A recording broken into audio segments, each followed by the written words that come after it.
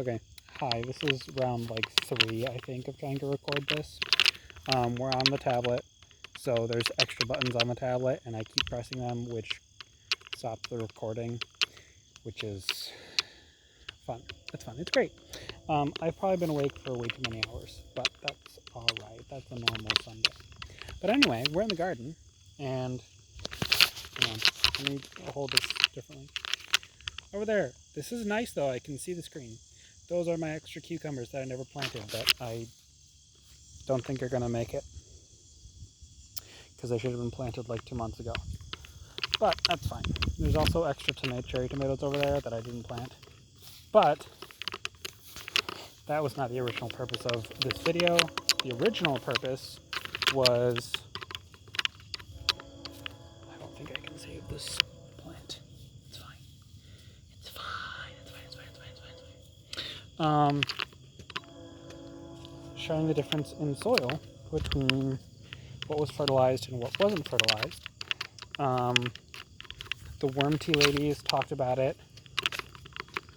last week, I believe, and I said I would make a video, and I remembered today, which is like forever ago now for that video, but it's fine. So we're in the garden, so I can show you guys the difference. So these are all the squash. There's a lot of them, like a lot. But this is a section of the yard that I never fertilized this spring because I wasn't expecting to use it as a garden. I only did this area where the peppers are and where the mammoth sunflowers are. And of course, that section in there where the tomatoes are, that's year 2, I think, of all this stuff being fertilized here in the frame. Because I grew flowers in it last year. The wind is probably horrible.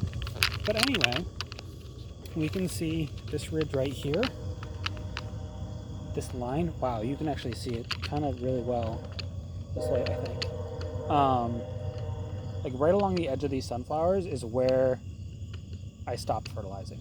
So like just the difference in the grass here. There we go. Here and right here. The color is different.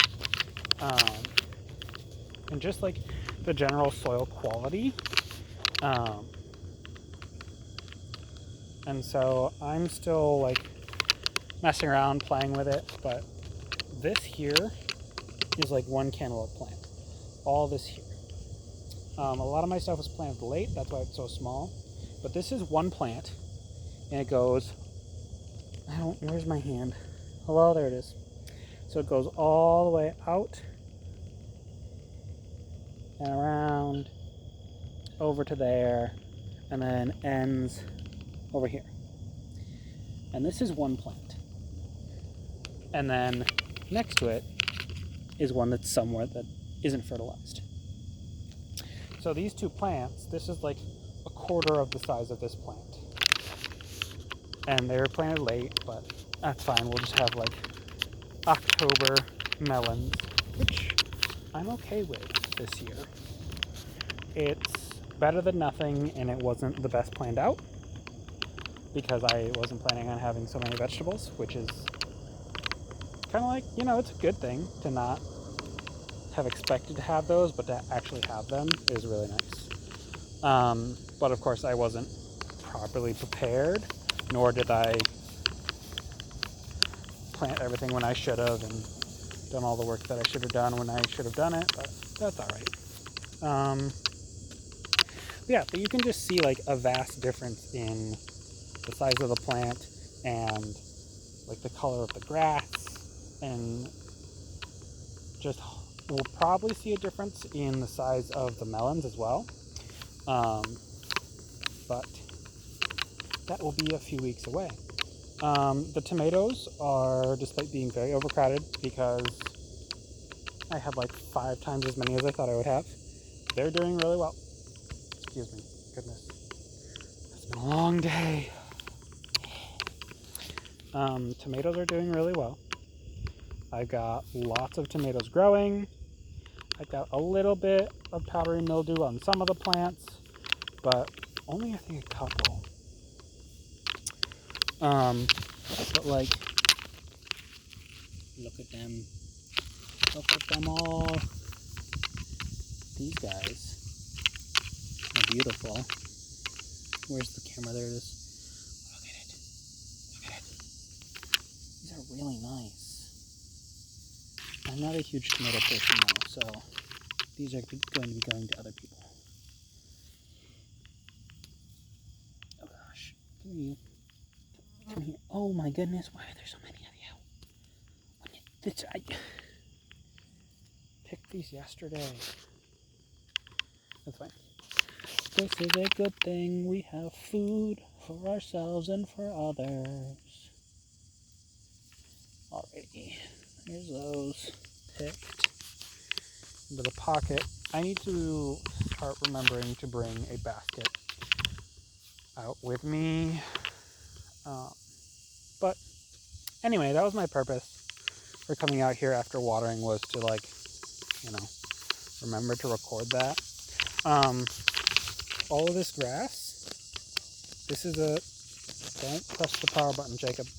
This was also unfertilized. And then you can see all this was weeded at the same time here as everything over here. And just that's grown like 10 times as much, basically. But yeah, there's a replacement cucumber there, a second stage. Like, I've got a couple that are dying to squash bugs because I keep forgetting to get more worm tea from K&C Worm Farm, our local worm tea farm. They're amazing. We love them. They are one of the big reasons why I have the supplies I have for a new greenhouse, which will go up next year, because right now, this year, the wiggle wire from that greenhouse will be going on to the current greenhouse, so that I can put new plastic on this week and get it ready for fall and winter. There's a lot of stuff.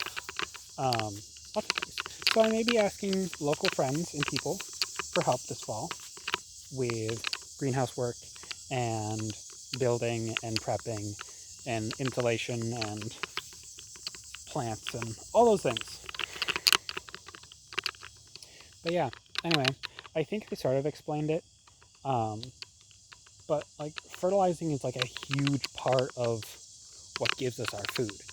Like, if we just chucked our plants in the ground where there wasn't anything to fertilize them and just grass clippings, it would take a while, because, you know, there's not a ton of nutrition in grass. That's why sheep have to eat so much of it and cows eat so much of it. Some of the stuff over here, so I have this really old apple tree here that is mostly dead, unfortunately. I might try and take branches from it and grow those, but we'll see. But you can see the difference in the sunflowers. So these ones and all these over here, yeah, these are the same variety as those over there. So you can see over here, this is where the apple tree would drop apples every year. And so it would drop apples, it's dropped branches, like bark, leaves, everything in this area. So these sunflowers here, wow, the camera angle, I'm so sorry guys. The camera angles are horrible. But these sunflowers are bigger than, like, over here. We have this teeny tiny thing in this area of the yard that's never been fertilized, because there was no reason for me to waste money on fertilizer for the yard, because why else? But just that little difference in the bark, the branches, the leaves, the fruit, going into the ground, adding a little bit of fertilizer, and then the area that doesn't have it, it's just a very big difference. But yeah, I don't know, I think that sort of went over it. But fertilize your fields, fertilize your gardens. Don't fertilize your grass and make it grow quicker, because that's a foolish endeavor. Because why would you make it grow quicker? Because then you have to mow it more often, then you have to spend more money on gas and waste more time mowing the lawn when you could be in your garden, you know? there's way better things that you could be doing than spending all week mowing. Like, yes, it's fun to mow every once in a while, but I think I've kind of grown out of it. So thank you, Dad, for mowing for me, because I can't. Not anymore. But if you know, like, a local farmer that you know feeds non-GMO grain, low amounts of grain, no grain, they feed their animals like good feed, whatever. You know, like local worm farmers, like K&C, rabbit farmers, stuff like that. They're going to have manure, and they've got to get rid of it. Like, I don't currently have a manure spreader.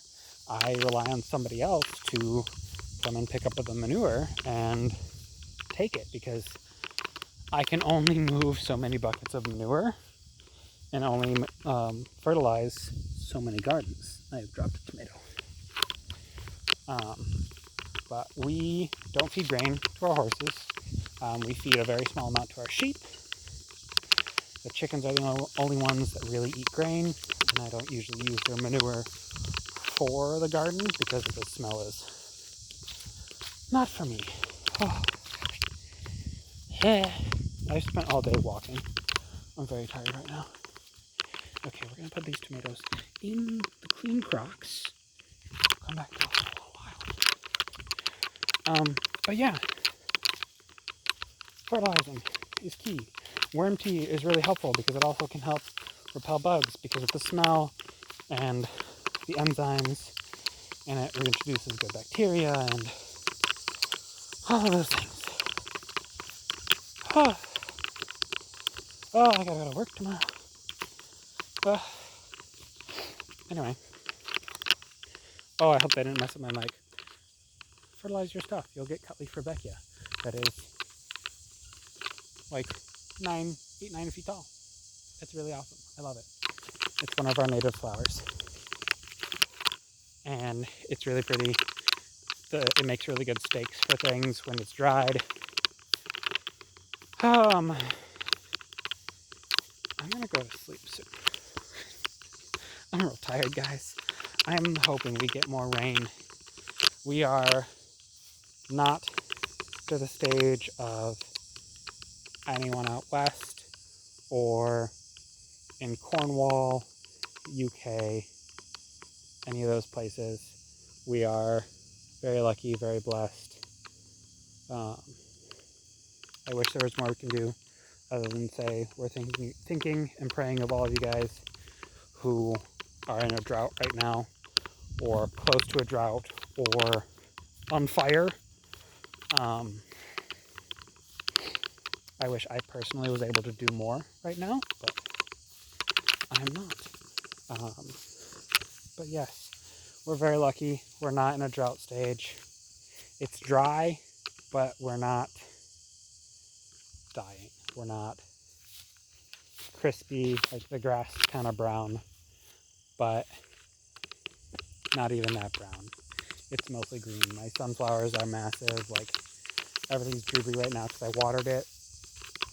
My well isn't even close to being dry. Like, there's still water in the bottom of the creek a little bit. It's puddly and muddy, but there's still a little bit of damp in the bottom of the creek. The swamp is still wet. Like, the weather is decent. It's been 80s, but not oppressively dry. We get a lot of humidity because we're in New York, so on and so forth. This turned into a whole other conversation. But yeah, we're very lucky right now in this region. We're not flooding. Ohio is flooding a lot right now. There's a few dahlia farmers that I follow that are just getting decimated. So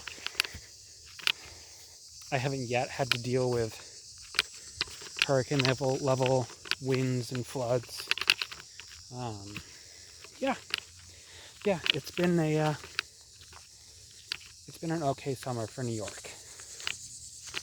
Our hay timing is a little bit off this year, but when is it ever on time? You know, we're on target.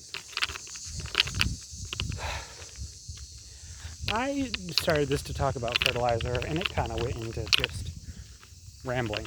That's Jacob. That's me, though. Anyway, I'm going to finish watering the second part of our garden, which, I don't know. We do containers for some of our tomatoes and the cucumbers, and some of them do amazing, other ones do horrible. We've used different containers, different soil, different spots, you know, all those things. But, you know, you end up with cucumbers that look like this. Those are fertilized, sprayed, organic soil amendments, and I don't know. See, those ones are horrible, and those ones there are beautiful. Like, and like those tomatoes there, that's an entirely, that tree over there, yeah, you guys can see it. That's an entirely different one, and that's just kind of its own thing.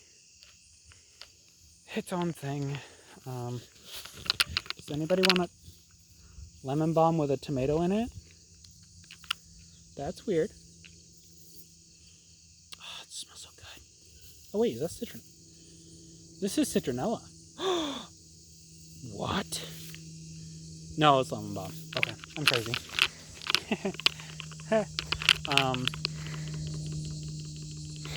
I think that's everything. Oh yeah, we did potatoes in laundry baskets this year. It worked pretty well. We got a couple blighty ones, but that happens. There's a potato over there. I don't know if you can see it. You probably can't, because of this giant zucchini with whatchamacallit? Powdery mildew. There we go. Which is just kind of like becoming insane. Our gladiolas that went massive and rogue, that are like way over there, all the way where the lisianthus are, which I tried growing from seed, and that didn't work well.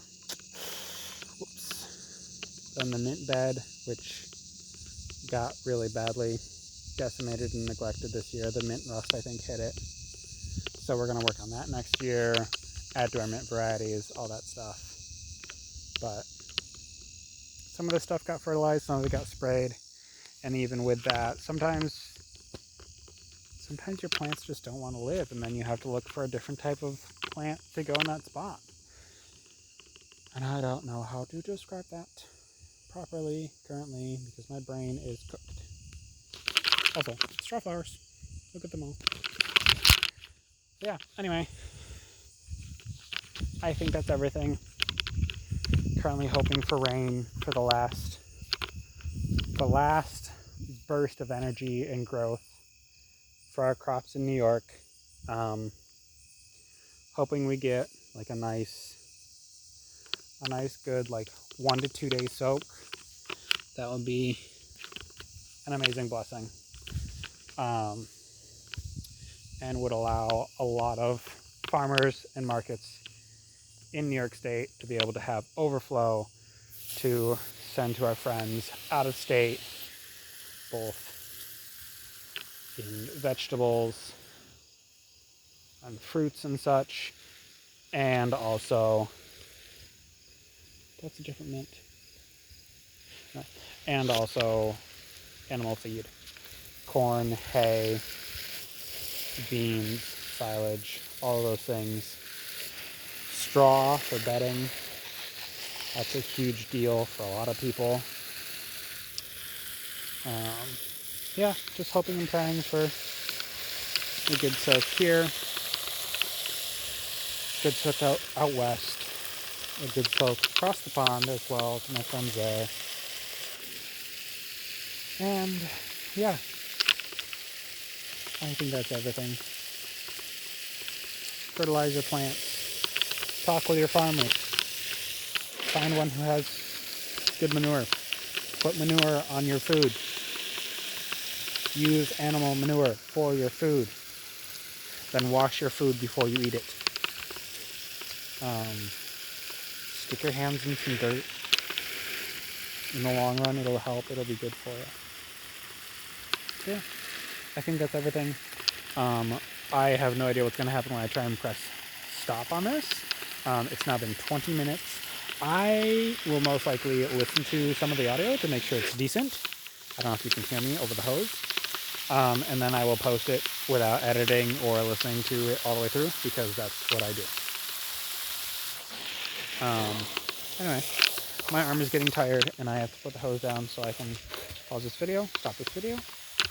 But have a wonderful rest of your evening, and hope to see many of you soon. Bye.